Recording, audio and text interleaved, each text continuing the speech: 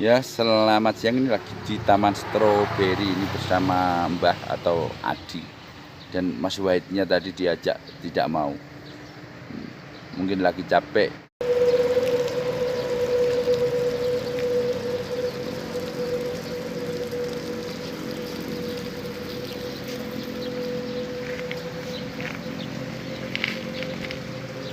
Ya, ini bersama turis Jepang ini Mas Adi ya, keturunan Jepang ini.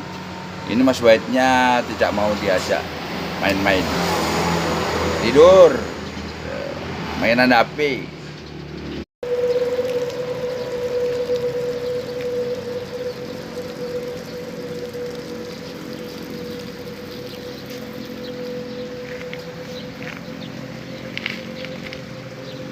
Ya, disinilah keindahan